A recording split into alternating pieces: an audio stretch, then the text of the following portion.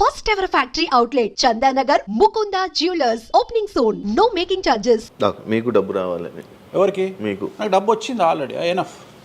ఎలా వచ్చింది? ఎలా సంపాదించారు? సంపాదించాలనే కసి ఉంటుంది కాబట్టి సంపాదిస్తాం. అంటే నేను ఎలా నమ్ముతా అంటే, ఒక సామెత ఉంటుంది, వీడి జాతకమే బాగుంటే వీడి జాతకాలు ఎందుకు చెప్పుకుంటాడు. సో నా జాతకం బాగుంది అని ప్రూవ్ చేసుకోవడానికి the first ever astrologer range rover వాడేటువంటి జ్యోతిష్కుడు నేను ఒక్కనే ఇండియాలో. సో అన్ని లగ్జరీస్ లైఫ్లో ఎంజాయ్ చేస్తేనే వేరే వాడికి మనం మాట్లాడేటువంటి రైట్స్ ఉంటాయి అనేటువంటి ఉద్దేశం నాది. ఓకే, ఎగ్జాంపుల్ చెప్తా. ఒక తండ్రి ఒక 10 ఫోటోలు, ఒక Tendulkar photo, Modi photo, Amit Shah photo, ఒక ప్రముఖ హీరోయిన్ నయనతార ఫోటో, లేకపోతే ఒక రేవంత్ రెడ్డి ఫోటో, చంద్రబాబు నాయుడు ఫోటో, ఇట్లన్నీ తీసుకెళ్ళి పెట్టి ఇంట్లోకి వెళ్ళి తన కొడుకును పిలిచి, ఈ ఫోటోల్లో నువ్వు ఎవరు కావాలనుకుంటున్నావు అని అడిగితే వాడు అక్కడ ఉన్నటువంటి ఫోటోల్లో ఏదో ఒక ఫోటో పిక్ చేసుకుంటాడు. కానీ ఏ కొడుకు కూడా నీలాగా కావాలనుకుంటున్నా నాన్న అని చెప్పాడు. ఆ సిగ్గు వీడికి ఉండదు, అలా పెంచగలిగినటువంటి తత్వం వీడికి ఉండదు. సో నేను ఆ టైపు కాదు. నా కూతురు కానీ నా కొడుకు కానీ నీలాగా పెరగాలి నాన్న, నీలాగా నేను ఒక రోల్ మోడల్ అయితే నాన్న అనిపించుకునేటువంటి పరిస్థితి ఉన్నది. మీ ఫోటో కూడా పెడతారు అక్కడ? పెట్టను, నేను అసలు పెట్టను. నా కూతురే ఇవన్నీ నాకు వద్దు అని ఇట్లా పక్కకు జరిపి నేను నీలాగా తయారవుతా అని చెప్తుంది నా కూతురు. So that is my aim. So aim కదా సక్సెస్. నేను ఇవాళ నా కూతురు నన్ను చూస్తే నా తండ్రి నాకు రోల్ మోడల్ అని చెప్తుంది. రోల్ మోడల్ అని చెప్పాలంటే అన్ని రకాలుగా ఉండాలి. మనము ఒక కూతుర్ని చూసుకునే విధానంలో ఉంటుంది, ఒక భార్యను చూసుకునే విధానంలో ఉంటుంది. అలాగే సామాజికంగా మనం మన కూతురికి ఏమి ఇస్తున్నామో, కొడుకుకి ఏమి ఇస్తున్నాము, సమాజంలోకి వాళ్ళని ఎట్లా వదులుతున్నాము అనేటువంటిది కూడా అది ముఖ్యమైనటువంటి విషయం. సో ఇవన్నిటికీ సంసిద్ధతను వ్యక్తం చేయాల్సినటువంటి పరిస్థితి, వీటిని తయారు చేయాల్సినటువంటి పరిస్థితి నా మీద ఉంటుంది. సో నన్ను ఫస్ట్ ఎవరు కూడా క్వశ్చన్ చేయడానికి వీలు లేదు. అంటే నా దగ్గరకు వచ్చేవాడు, వేణుస్వామి నీ జాతకం బాగుంటే నువ్వు జాతకాలు ఎందుకు చెప్పుకుంటావు. సో ఇప్పుడు నేను ఒక హీరోయిన్ని తయారు చేయాలి అంటే ఎలా తయారు చేయాలో నాకు తెలుసు. అంటే ఆమె జాతకంలో యోగం ఉంటే ఆమెను సూపర్ స్టార్ని ఎలా చేయాలో నాకు తెలుసు, ఒక హీరోని సూపర్ స్టార్ని ఎలా చేయాలో నాకు తెలుసు. సో ఎలా చేస్తారు మీరు? పూజలతోనే అయిపోతారా? పూజలతోనే అయిపోతారు.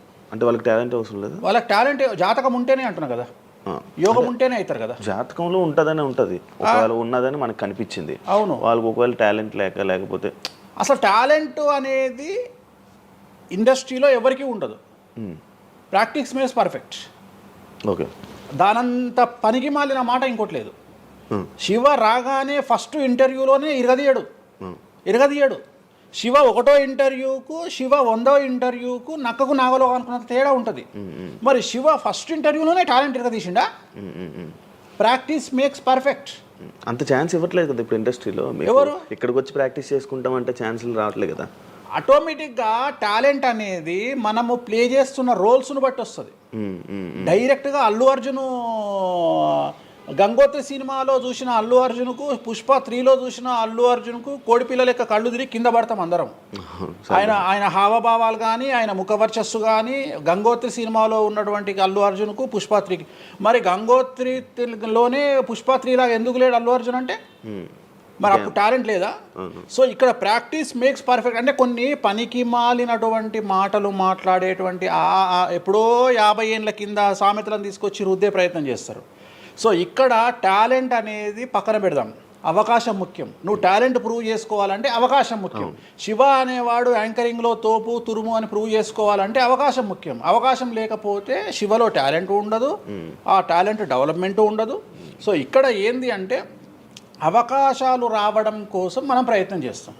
ఒక సీఎం సీట్ ఎక్కడం కోసం సీఎం ఏం చేస్తాడు అని తెలవాలి అంటే సీట్ ఎక్కాలి. సీట్ ఎక్కిన తర్వాత సీఎంగా ఈయన పనికొస్తాడా రాడని డిసైడ్ అవుతుంది.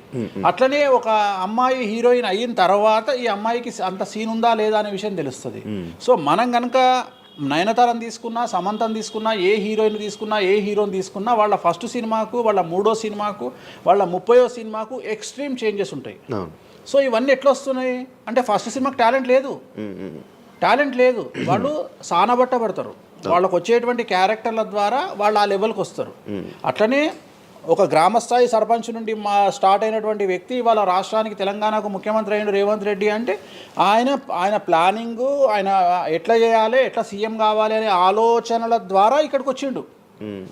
తెలంగాణలో కాంగ్రెస్లో ఎంతో మంది తోపులు తురుములు ఉండగా రేవంత్ రెడ్డి ఎందుకు సీఎం అయ్యిండు అంటే రేవంత్ రెడ్డి టార్గెట్ సీఎం పదవి. మధ్యలో ఉండేవాళ్ళు వేరే వాళ్ళందరూ టార్గెట్ సీఎం పదవి కాదు.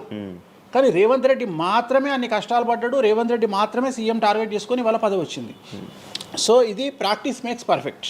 సో మనం ఎంత ప్రాక్టీస్ చేస్తే అంత పర్ఫెక్ట్ అవుతాం. అంతేగాని టాలెంట్ చూపించుకోవాలి అంటే అవకాశం రావాలి, అవకాశం వచ్చిన దాన్ని వాడుకోవాలి, అన్నిటికంటే ధైర్యం కావాలి. There is no development in comfortable zone. కలియుగంలో కంఫర్టబుల్ జోన్లో ఎప్పుడూ డెవలప్మెంట్ ఉండదు. తెలంగాణ రాష్ట్రంలో కాంగ్రెస్ పార్టీలో మనం గనక కాంగ్రెస్ పార్టీలో ఉన్నటువంటి వ్యక్తులను తీసుకుంటే ఒక రేవంత్ రెడ్డి మినహా ఎవరు కూడా జైలుకి వెళ్ళలేదు. రేవంత్ రెడ్డి జైలుకు వెళ్ళడానికి కూడా సంసిద్ధత వ్యక్తం చేసినాడు, అలాంటి ఫైటింగ్ చేసినాడు. అంటే కంఫర్టబుల్ జోన్ దాటి రిస్క్ జోన్లో ఫైట్ చేయడం వల్ల ఇవాళ సీఎం అయినాడు.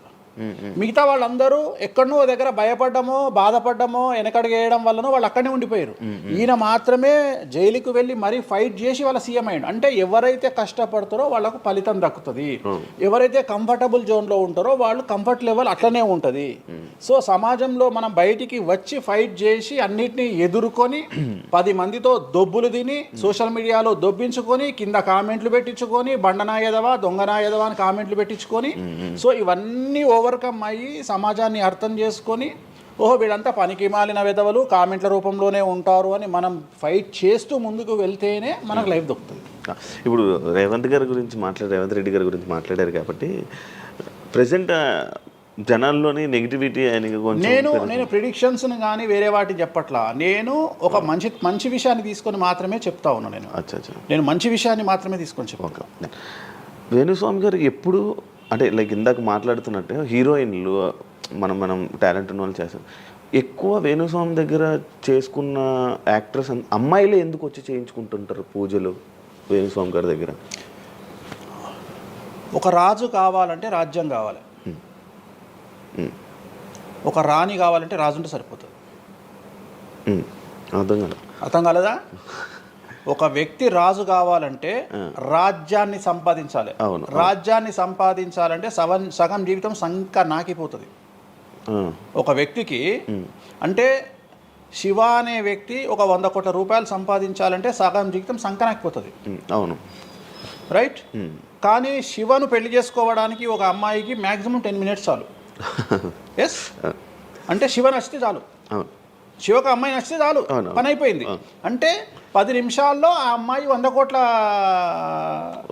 వారసురాలు అయిపోయింది. అలాగే 100 కోట్ల అధిపతి కూడా తనకు దక్కిండు. సో అమ్మాయిల డెవలప్మెంట్ అనేది ఎక్స్ట్రీమ్గా ఉంటుంది. ఉదాహరణ, ఒక ఇంటర్వ్యూకు 10 మంది అమ్మాయిలు 3 అబ్బాయిలు వస్తే ఈ 10 మంది అమ్మాయిల ఇంటర్వ్యూలు అయిపోయినాక వీళ్ళు సెలెక్ట్ కాకపోతే వాడి అదృష్టం మహాసుడిగా ఉంటే వాడు వస్తాడు సీన్లోకి. అంతే తప్ప 99% వీడు ఇక్కడనే కథం అయిపోతారు అమ్మాయిల దగ్గరనే, వాడికి అంత అవకాశం ఉండదు. సో కలియుగం అనేది 2002 తర్వాత షిఫ్ట్ అయింది. ఒకప్పుడు ఆడవాళ్ళకి అవకాశాలు తక్కువ, మగవాళ్ళకి ఎక్కువ. ఇప్పుడు టోటల్ రివర్స్ అయింది. ఏంటంటే 95% అవకాశాలు అమ్మాయిలకే ఉంటాయి, ఒక 5% మాత్రమే అబ్బాయిలకు ఉంటాయి. అందుకే అబ్బాయిలందరూ ఇప్పుడు అమ్మాయిలా మారిపోతున్నారు అంటారా? బెస్ట్ కదా. ఇప్పుడు మొత్తం జెండర్ అంతా మారిపోయింది. కారణం ఏంటంటే అమ్మాయిలకు ఉండేటువంటి వెసులుబాటు అబ్బాయిలకు ఉండదు. నేను అదే చెప్తున్నా. ఇప్పుడు మగవాడు కష్టపడి పైకి రావడానికి చాలా టైం తీసుకుంటుంది, ఆడవాళ్ళు పైకి రావడానికి చాలా ఈజీగా పైకి వస్తారు. నేను అనేది ఏంటంటే వాళ్ళ కష్టముతో పాటు వాళ్ళ గ్లామర్ వాళ్ళకు తోడవుతుంది. అవును, ఇప్పుడు మీరు ఏ పాయింట్ చెప్పారో అర్థమైంది. ఇప్పుడు అమ్మాయిలకి ఎలాగో అవకాశాలు ఉన్నాయి కదా, మరి ఆల్రెడీ వాళ్ళకి ఎలాగో అవకాశాలు వస్తాయి కాబట్టి మరి మీరు వాళ్ళని ఎందుకు అమ్మాయిలనే చూడడం? అంటే రాని వాళ్ళకు నేను చూస్తున్నా. ఇప్పుడు వచ్చిన వాళ్ళు నా దగ్గరికి రారు కదా. ఇప్పుడు కరోనా వస్తేనే హాస్పిటల్కి పోతాడు, కానీ కరోనా రాకముందు పండుకోడు కదా హాస్పిటల్లో. సో అట్లనే వేణుస్వామితో పని ఉంటేనే వస్తారు. రెండవది, అమ్మాయిలకు ఉండే వెసులుబాటు ఏంటంటే అబ్బాయిలు కూడా చేసుకుంటారు నా దగ్గర, కానీ అబ్బాయిల డెవలప్మెంట్ అనేది చాలా తక్కువగా ఉంటుంది. ఉదాహరణ, నా దగ్గరికి వచ్చే అమ్మాయిలు ఓన్లీ సినిమా కోసం రారు. చాలామందికి తెలియదు ఈ విషయం. అంటే చాలామంది ఏమనుకుంటారంటే వేణుస్వామి దగ్గరికి వచ్చే అమ్మాయిలు సినిమా కోసమే వస్తారు, రారు. నా దగ్గరికి వచ్చే అమ్మాయిలు ఒక రాజకీయ నాయకురాలిగా వక్తగా కావాలని వస్తారు, సో పొలిటీషియన్ కావాలని వస్తారు, అన్నిటికంటే ఎంటర్ప్రెన్యూర్ కావాలని వస్తారు, ఒక బోటికో లేకపోతే ఒక గోల్డ్ షాపో ఏదో పెట్టుకొని బిజినెస్ కోసం వస్తారు. సో నా దగ్గరకు వచ్చేటువంటి వాళ్ళల్లో 10 మందిలో 1-2 సినిమా ఇండస్ట్రీకి సంబంధించిన వాళ్ళు వస్తారు. 8 మంది వేరే వేరే వేరే వేరే వ్యాపారాలకు సంబంధించి చాలా ఉన్నాయి. ఇప్పుడు లైసెన్సింగ్ చేసేవాళ్ళు ఉన్నారు, చాలామంది తెలియదు. ఇప్పుడు ఢిల్లీలో లైసెన్సింగ్ చేసేవాళ్ళు 100 మంది అమ్మాయిలు ఉన్నారు నాకు తెలిసిన వాళ్ళు. అంటే పెద్ద పెద్ద కాంట్రాక్ట్లు ఇప్పించేవాళ్ళు, పెద్ద పెద్ద వాళ్ళు. సో అలాంటి వాళ్ళు నా దగ్గరికి ఎక్కువగా వస్తారు. అంటే నా దగ్గరికి వచ్చేవాళ్ళు ఈ ఉద్యోగాలు చేసుకునే వాళ్ళు, ఇలాంటి వాళ్ళు రారు. నేనేమంటానంటే job is a biggest scam in the world. ప్రపంచంలో ఉద్యోగం అనేది అతిపెద్ద స్కామ్. సో దాన్ని ఇప్పుడు ఒక కోతి ఉంది, ఆ కోతికి మీరు డజన్ అట్టిపళ్ళు ఇవ్వండి, ఒక 2000 రూపాయలు ఇవ్వండి, అది డజన్ అట్టిపళ్ళే తీసుకుంటుంది. కానీ ఈ 2000 రూపాయలతోటి నేను ఒక 10 గెలలు కొనుక్కుంటాననే నాలెడ్జ్ దానికి లేదు. అంటే ఒక రకంగా జాబ్ అనేది ఇచ్చి ఆ వ్యక్తిని మనం మోసం చేయడం. సో జాబ్కి అలవాటు అయిపోయిన వాడు కంఫర్టబుల్ జోన్లోకి వెళ్ళిపోతాడు. సో నేనేం చెప్తా అంటే ఆ జాబు నుండి మనమే 100 జాబులు ఇచ్చే స్థాయికి ఎదగాలి అనే కసి ఉండి అక్కడికి వెళ్ళాలి. ఆ కసి ఉంటేనే పని లేదు. కలియుగంలో కష్టపడి అనే మాట మాట్లాడితే దానంత దరిద్రం ఇంకోటి లేదు. ప్రపంచంలో అతి పెద్దగా ఎక్కువగా కష్టపడేది గాడిది. అది ఈ పాటికి ఎక్కడో ఉండాలి, అది లేదు. రైట్. సో మనం కష్టపడడం కాదు, బ్రెయిన్తో పని చేయాలి. కష్టంతో పాటు బుర్ర ఉండాలి.